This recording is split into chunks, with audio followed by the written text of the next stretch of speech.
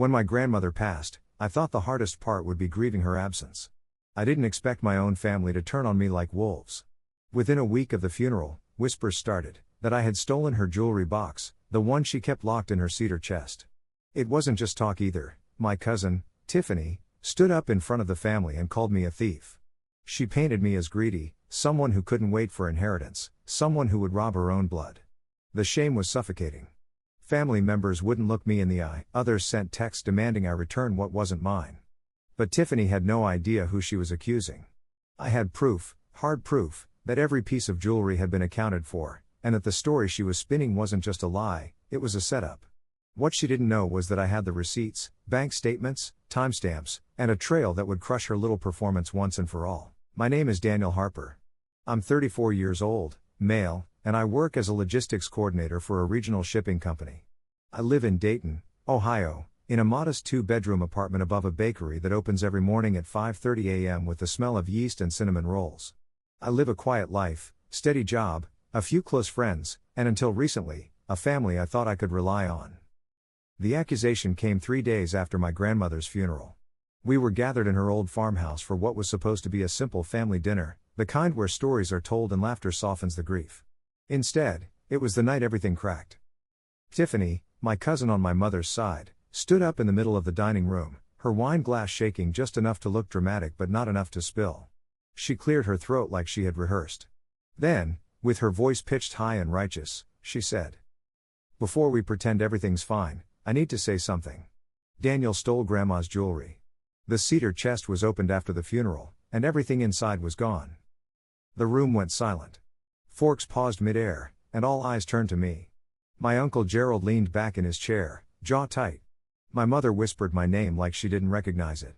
Tiffany didn't stop. She always trusted him, and look what he did. Grandma isn't even cold in the ground, and he emptied her chest. It's disgusting. I remember the exact moment, the sting in my chest, the way my face burned with a mixture of shock and shame. My first instinct was to laugh it off, to treat it as too absurd to take seriously. But no one was laughing. I shook my head. That's not true. I haven't touched Grandma's jewelry box. I wouldn't. Tiffany's eyes locked on me, cold and certain. Then where is it? Because the lock was forced, and it's empty. You're the only one who had a key. My voice cracked as I tried to defend myself, but her words were sharper, louder, and timed to fill every gap. By the time dessert was cleared, half the family avoided even looking at me. That night, when I drove home, the accusations sat heavier than the black sky above the fields. I gripped the steering wheel until my knuckles went white. I wasn't a thief. But Tiffany had just painted me as one, and I knew this wasn't a misunderstanding. This was a setup. The fallout started almost immediately. By the next morning, my phone was buzzing with texts that didn't read like family messages anymore, they read like demands, like indictments. From Aunt Marlene, "If you have any decency left, return what you took. Grandma wanted those pieces passed down." From my own brother, Eric, "Just tell the truth, man. Don't make this uglier." Each one landed like a blow to the ribs. I'd spent my entire life working quietly, responsibly, and for the first time, I understood how little that mattered once someone poisoned the air with suspicion. Tiffany had planted a story, and now it was spreading like mold.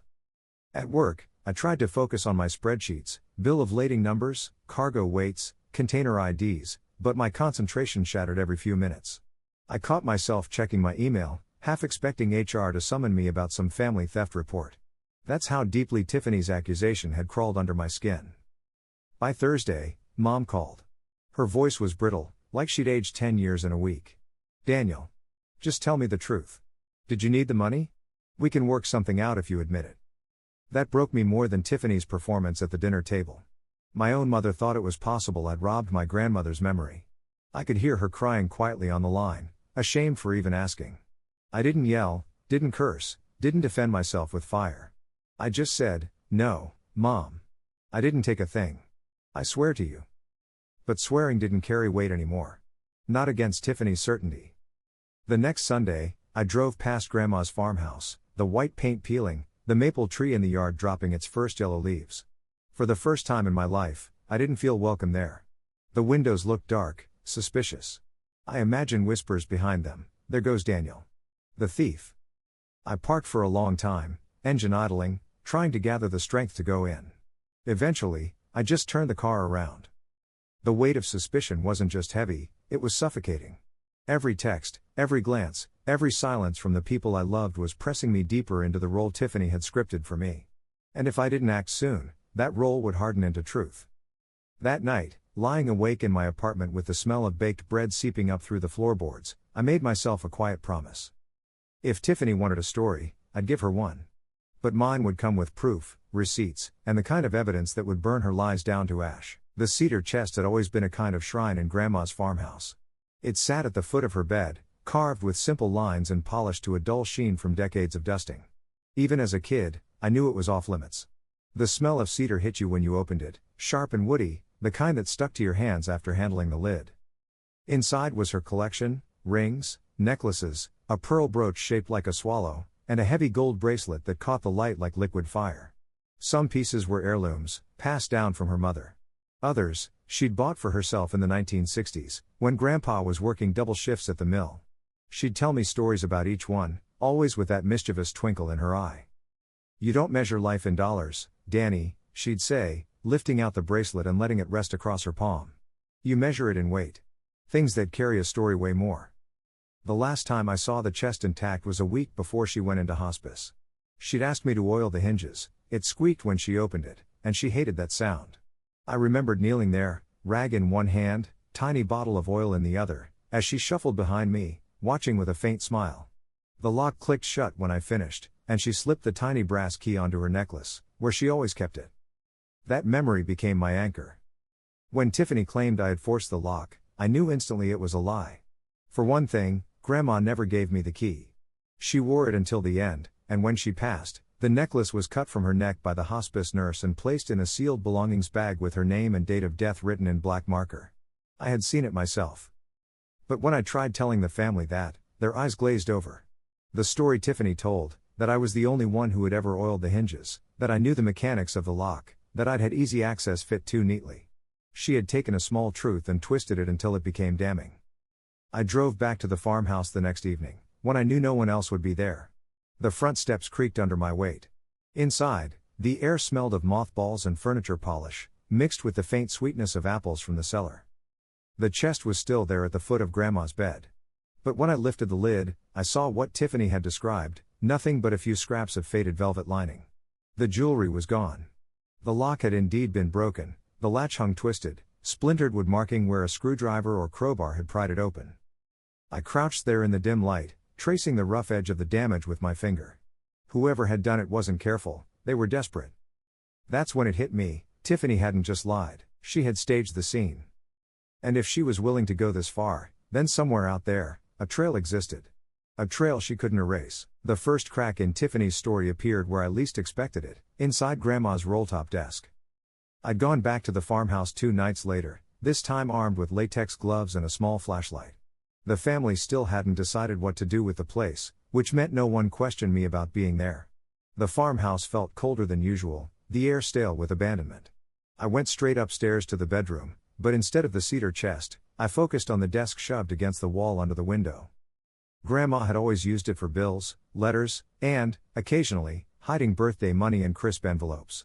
I slid open the narrow drawers, carefully flipping through stacks of papers that smelled faintly of dust and tobacco. Most of it was mundane: utility receipts, insurance letters, old bank statements, but in the third drawer down, tucked inside a manila folder, I found something that stopped me cold. Pawnshop receipts. 3 of them. Each one stamped with the name Gem City Pawn and Loan, dated within weeks before Grandma passed. The descriptions matched perfectly: a gold bracelet, a pearl swallow brooch, and 2 diamond rings. Each receipt listed Tiffany's full name, her driver's license number, and a signature scrawled in blue ink. I sat there staring at the papers, my pulse hammering in my ears. This wasn't circumstantial. This was concrete. Tiffany had pawned Grandma's jewelry herself, while Grandma was still alive. I carefully photographed each document with my phone, making sure the date, license number, and item description were sharp. Then I replaced them exactly as I'd found them, drawer closed, dust undisturbed. Back in my apartment that night, I spread the photos across my computer screen, zooming in until the pawnshop stamps filled the display. The dates lined up with the weeks Tiffany had been helping Grandma sort through her things. She had been the one volunteering to run errands, pick up prescriptions, tidied the farmhouse. All the while, she'd been siphoning pieces of jewelry and selling them off before anyone noticed. And then she'd had the audacity to frame me. But I knew better than to run straight to the family with this. If I confronted her too soon, she'd spin another lie, claim it was a misunderstanding, or worse, accuse me of forging the receipts. No, I needed more than photos. I needed timestamps, corroboration, and proof that couldn't be denied. That night, I opened my laptop and pulled up Gem City Pawn and Loan's business hours. I also searched county records for business licensing. Sure enough, the shop was still operating, and every pawn transaction had to be logged under state law, driver's license, item description, and surveillance footage included. If Tiffany thought she could erase the trail, she hadn't accounted for me. The receipts in Grandma's drawer were just the beginning. I took the next Friday off work and drove to Gem City Pawn and Loan. The building sat on the corner of 3rd and Linden, an old brick storefront with sun-faded guitars and stereos cluttering the window. The bell over the door gave a tired jingle as I stepped inside. The air smelled of metal and old carpet, mixed with faint traces of cigarette smoke. Behind the counter stood a heavy-set man in his 50s, his name tag reading Carl. He gave me the once-over, eyes narrowing just enough to let me know he'd seen every type of person walk through his doors. "What can I do for you?" he asked. I kept my voice even. "I'm here about some pawn transactions from earlier this year. I believe they involve stolen property. I need to verify who made them." Carl leaned back, folding his arms across his chest. "You a cop?" "No," I said. "But I have receipts. And I can give you the exact dates, items, and the name used." That caught his interest. I pulled out printed copies of the photos I'd taken in Grandma's desk, sliding them across the counter. Carl adjusted his glasses, scanned the pages, then grunted. "Yeah, I remember these. Lady came in with a couple pieces of jewelry. Said she inherited them." My pulse quickened. "You remember her?" He scratched his beard. "Tall, blonde, mid-30s maybe. Nervous talker, kept checking her phone. Sound about right?" It sounded exactly like Tiffany. I asked if I could get copies of the official transaction logs. Carl frowned. "Can't just hand that out. State law requires ID, signatures, the whole 9 yards.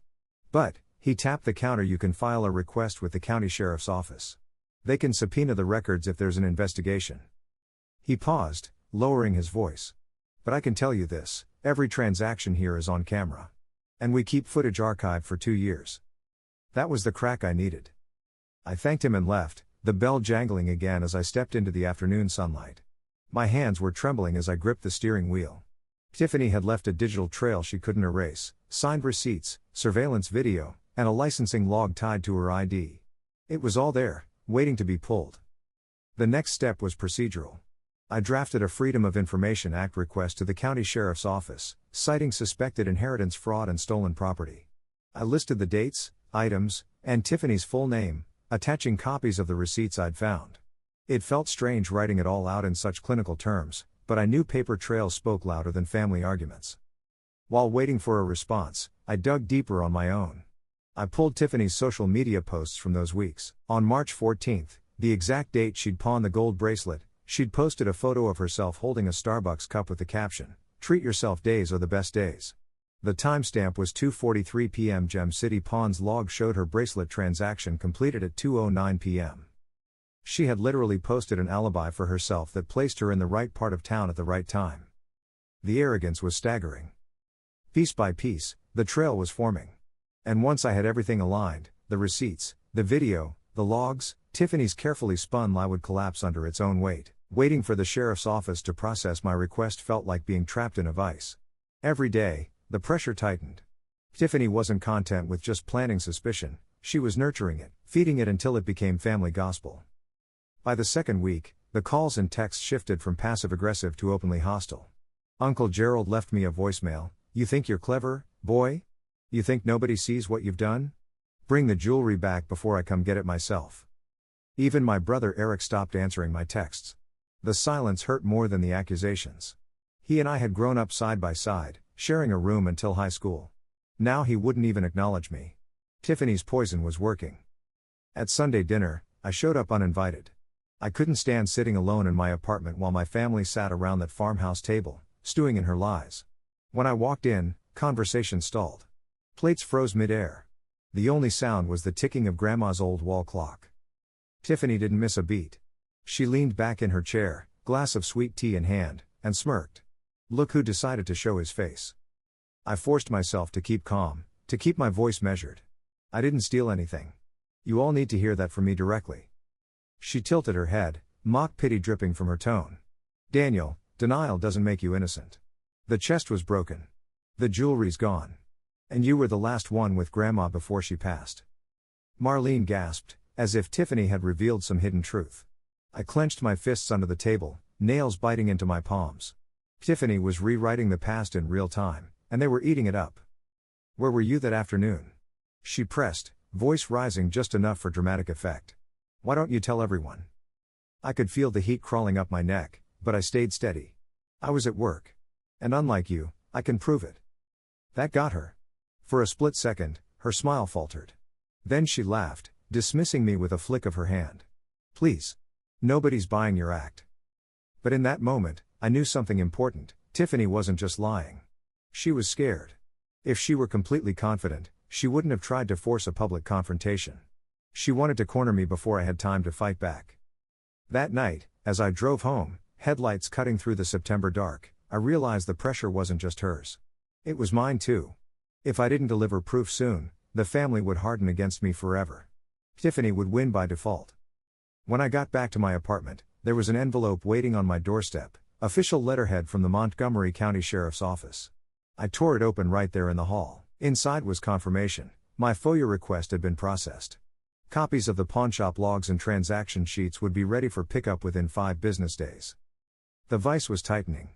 But finally, I could feel it loosening just enough for me to breathe. The documents from the sheriff's office were more than I'd hoped for. When I picked them up, the clerk slid a thick envelope across the counter, stamped and sealed. I signed for it, then drove straight home, my pulse hammering. I sat at my kitchen table under the harsh glow of a single bulb and spread everything out: transaction sheets, scanned IDs, copies of pawnshop intake forms, all neatly catalogued with dates and signatures. There it was in black and white. Tiffany Harper. Driver's license number. Home address. And 3 separate transactions at Gem City Pawn and Loan, each detailing Grandma's jewelry. The signatures matched the ones I'd seen on the receipts in the desk drawer. But the strongest nail in the coffin wasn't the paperwork, it was the timestamps.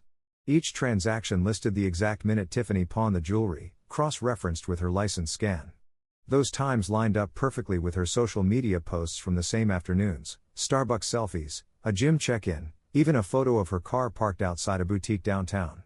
She had literally geotagged herself within a mile of the pawnshop each time. I printed everything and slipped it into a binder. On the spine, I wrote in neat block letters, Harper's versus the truth. But I didn't stop there. I called the pawnshop again, asking Carl about video surveillance. He confirmed the sheriff's office could request it officially, but he hinted something else: if you want to look at the footage, best to get a lawyer. Makes it cleaner. So I did. I booked a consultation with a local attorney, Sheila Tran, who specialized in estate disputes. She was small, sharp-eyed, and spoke in clipped sentences that wasted no breath. After skimming my binder, she leaned back in her chair. "This isn't circumstantial," she said flatly. "This is fraud. She sold items that didn't belong to her, then tried to cover it by accusing you. If you want to push this, I can subpoena the pawnshop's footage and bank logs." Hearing someone with authority confirm what I already knew gave me a jolt of energy. For the first time since Tiffany's accusation, I felt the ground shift under my feet, away from shame and toward control. That night, I expanded the binder. Tabs for receipts. Tabs for pawn logs. Tabs for screenshots of Tiffany's social media posts with timestamps. I even had a tab for Grandma's hospice records, proving the necklace with the key had never left her possession until after her death. Piece by piece, the case was becoming airtight. Tiffany had thought she could spin a lie and walk away. What she hadn't counted on was me documenting every contradiction, every slip, every scrap of evidence that painted her into a corner. I didn't just want to clear my name, I wanted to crush her lie so completely that when the truth came out, no one in the family, or in town, would ever believe her again. The trap was building. All it needed now was the right moment to snap shut. The binder was strong enough to clear me within the family, but I knew Tiffany. If I exposed her in a private setting, she'd spin another story, play the victim, or cry her way into sympathy. I didn't just need to prove my innocence, I needed to make her lies radioactive. That's when I thought of Evelyn Ross, a journalist who ran a column in the Dayton Chronicle called Paper Trails. She specialized in local corruption, inheritance fights, and small-town frauds that often went unnoticed. Her writing was sharp, almost surgical, and she had a reputation for sourcing her work with receipts, logs, and hard evidence, exactly the language I was speaking. I drafted an email. Subject: Inheritance Fraud, Proof and Documentation. Evelyn. My name is Daniel Harper. I have evidence that my cousin pawned off my grandmother's jewelry while she was alive, then accused me publicly of theft. I have receipts, pawn logs, timestamps, and corroborating social media posts. This isn't about gossip, it's about documented fraud, with paper trails I can provide. Would you be interested in reviewing the evidence? I attached a redacted sample, one pawn receipt, one social media screenshot, and the hospice inventory sheet showing the key necklace was intact when Grandma died. I hit send, heart pounding. 2 days later, Evelyn replied. Daniel. I'm interested. Bring everything. I'll need copies, not originals, and we'll go on record with dates, names, and verifiable sources. If it checks out, this is a story. E.R. We met at a coffee shop downtown. I slid the binder across the table, and she spent nearly an hour combing through it, occasionally jotting notes in a spiral notebook. She asked precise questions: dates, who had access, how I found the receipts. When she finally looked up, her eyes were cool and certain. This is airtight, she said. You're not just clearing your name. You're exposing a deliberate fraud. And if she accused you in front of others, that's defamation layered on top. She closed the binder with a soft thump. But if I run this, it won't just stay in the family. Everyone will know. That's exactly the point, I said. Evelyn nodded once. Then here's how we do it. I'll draft the piece, but I'll need Tiffany's response. Journalistic balance. We'll confront her with the evidence, give her a chance to explain, and whatever comes out of her mouth will either clear her, or bury her. I could almost feel the noose tightening around Tiffany's lies. She didn't know it yet, but her stage was about to collapse. When I left the coffee shop, the fall air was sharp, smelling of wood smoke and damp leaves. For the first time in weeks, my lungs filled fully. I was no longer playing defense, I was setting the terms. The net was in place. All that was left was to pull it. Evelyn set the meeting for a Thursday evening at the farmhouse. She insisted on neutral ground, somewhere Tiffany couldn't claim bias, somewhere the family could witness without excuses. When the invitation went out, Tiffany thought it was another discussion about the missing jewelry. She didn't realize she was walking into an ambush built on her own paper trail. I arrived early, binder in hand, every tab color-coded, every receipt tucked into plastic sleeves. Evelyn came shortly after, her recorder and notepad ready. She gave me a steady look. Stay calm. The evidence will do the talking. By 7, the family had gathered. The dining room lights buzzed faintly, casting everyone in a harsh yellow glow. Tiffany breezed in last, wearing a floral blouse and that smug smile she'd perfected over the past weeks. Well, she said, settling into a chair, are we finally going to admit what he did? She jerked her chin toward me. Evelyn cleared her throat. Actually, Tiffany, I'd like to hear your account first. Can you walk us through exactly what you believe happened to your grandmother's jewelry? Tiffany jumped at the chance, painting her story again: the forced lock, my supposed access, my suspicious behavior after the funeral. She even threw in new details, that I had debts, that she'd always worried about my character. I let her talk, every word digging her deeper. When she finished, Evelyn placed the first sheet on the table, a pawn receipt with Tiffany's name, driver's license number, and signature. Do you recognize this? Evelyn asked. Tiffany blinked, then scoffed.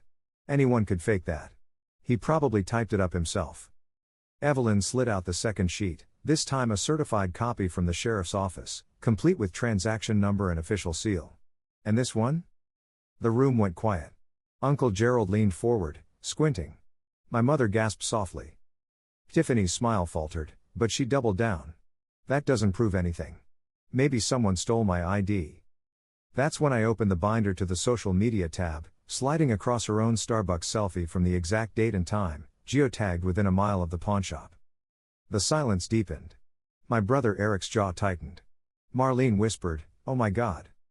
Evelyn didn't flinch. Tiffany, I also have confirmation that every transaction at Gem City Pawn was recorded on surveillance video. If you'd like, we can request a viewing. But I think we both know what we'll see. Tiffany's face drained of color. Her mouth opened, then closed. For the first time, She had no script. The trap had sprung. I leaned forward, my voice steady, calm. You accused me of theft in front of this family. You tried to bury me in shame. But it was you, Tiffany. It's always been you. Her hands trembled on the table. She tried to speak, but the words came out as a weak stammer. No one reached to comfort her. The proof was undeniable. And the weight of it had finally landed where it belonged. Evelyn didn't waste time. 2 days after the confrontation, the Dayton Chronicle ran her column. Inheritance betrayal, local woman pawned grandmother's jewelry, framed cousin. The article was meticulous. It included copies of the receipts, redacted pawn logs, and screenshots of Tiffany's social media posts lined up against transaction timestamps. Evelyn described the cedar chest, the broken latch, the hospice inventory of the key necklace, every detail presented like evidence in a courtroom. And she didn't hold back on Tiffany's attempt to shift blame. Sources confirmed the accused cousin was publicly shamed at a family gathering before documentary evidence surfaced pointing directly to the accuser. The story spread fast. Within hours, it was shared on community Facebook groups, local forums, and even picked up by a regional news blog. Comments poured in, harsh and merciless. Imagine robbing your own grandma. And then trying to frame family? Cold. Bet she thought she was clever. Now everyone knows. By Saturday, Tiffany's name was mud. She shut down her social media accounts, but screenshots were already circulating. Her coworkers whispered. Her church congregation knew. Even the PTA board she sat on quietly removed her from the roster. At the farmhouse, the shift was immediate. The same relatives who had looked at me with suspicion now avoided Tiffany altogether. Aunt Marlene, who had once demanded I return what I took, hugged me at the next dinner and whispered, "I'm so sorry." My brother Eric sent a long text admitting he doubted me and begging forgiveness. But I didn't gloat. I couldn't. The victory didn't feel like triumph, it felt like oxygen after weeks of drowning. As for Tiffany, she tried once more to spin it. She cornered me in the driveway after a family meeting, her voice desperate. You didn't have to go public. You could have handled this quietly. I met her eyes, steady. You made it public the second you accused me in front of everyone. All I did was show the truth. She had no reply. Her car door slammed shut, tires squealing as she sped off into the night. Evelyn's article had done more than clear my name, it had sealed Tiffany's fate. Her reputation was in ruins, and every attempt she made to climb out only dragged her deeper. For the first time since Grandma's funeral, I felt the weight lift from my shoulders. The truth was out there, and it couldn't be buried again. Tiffany's downfall came faster than I expected. Once Evelyn's article circulated, it wasn't just family and neighbors whispering, it was the authorities. 2 weeks later, a certified letter arrived at my apartment. Montgomery County Probate Court had opened an inquiry into the estate. Attached was a subpoena listing the pawn transactions under Tiffany's name. My grandmother's jewelry, even if pawned before her death, still counted as estate property. Selling it without authorization wasn't just a family betrayal, it was legally theft from the estate. I wasn't the only one who got a letter. Tiffany did too. She showed up to the first hearing pale and drawn, her lawyer doing all the talking. But the evidence was stacked neatly against her, pawn receipts, surveillance logs, and the hospice inventory sheet showing the necklace with the chest key had never left Grandma's possession until after death. Her defense crumbled under the weight of simple facts. The judge's words were clipped, final. This court finds that Tiffany Harper unlawfully disposed of property belonging to the estate of Margaret Harper. Restitution is ordered. Additionally, Ms. Harper is barred from serving in any fiduciary or executor role in this estate or any other, effective immediately. Restitution meant she had to pay back the full appraised value of the jewelry, plus legal costs. Tens of thousands of dollars. Money she didn't have. For the family, the reversal was brutal. The same voices that once demanded answers from me now turned on Tiffany. At Sunday dinner, she sat isolated, no one willing to make eye contact. Uncle Gerald told her flatly, "You shamed us all." My mother didn't say a word to her. Eric avoided her altogether. I didn't gloat. I didn't need to. Watching her sit in silence, her once smug face drained of confidence, was enough. The irony was cruel but fitting. Tiffany had tried to brand me the thief, the black sheep who betrayed Grandma's memory. Instead, she'd carved that brand onto herself, deep and permanent. After the ruling, Evelyn called me to check in. "Stories like this don't usually end clean," she said. "But yours is a full circle. Just remember, the fallout can last longer than the headlines." She was right. Tiffany's reputation was ruined. She lost her job at the real estate office a month later. Not a good fit, they said, but everyone knew the real reason. And word spread fast in a town like ours. People crossed the street to avoid her. The reversal was complete. The thief had become the outcast. And I had my name back. In the weeks that followed, the farmhouse grew quieter. The laughter that once filled its kitchen never came back, not fully. Family dinners continued, but with an empty seat where Tiffany used to sit. No one asked her to stay, and she didn't push. I spent more time there than I had in years, helping my mother sort through old boxes, labeling photos, and oiling the squeaky hinges of doors that hadn't been touched in decades. It was work that felt honest, grounded, the kind Grandma would have approved of. But the air was different. Trust, once broken, doesn't heal neatly. My brother Eric tried, sending me texts, inviting me to lunch. I accepted, but the shadow of his silence during those weeks lingered between us. Forgiveness, I learned, isn't instant, it's a process. As for Tiffany, she faded. Her house went up for sale not long after the restitution order. Rumor had it she was moving to Cincinnati to start fresh, but everyone knew what that meant. She couldn't show her face in Dayton anymore. Her name had become a cautionary tale, whispered at potlucks and church socials. I never sought her out. I didn't need to. Justice had already done its work. One evening, I stood alone in Grandma's bedroom, staring at the cedar chest.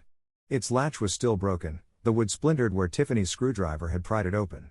I ran my hand across the scarred surface, breathing in the faint cedar scent that still lingered. The jewelry was gone forever. But the truth, the weight of it, remained. I closed the chest gently, the lid clicking shut. The farmhouse was silent, the last light of day bleeding through the curtains. And in that stillness, I realized something. Tiffany had taken the jewelry, but I had kept something far more valuable. The story. The proof. The truth. That would outlast her lies. Final line. I left the farmhouse that night with nothing in my hands but everything intact, because the truth, once unearthed, doesn't go back in the box.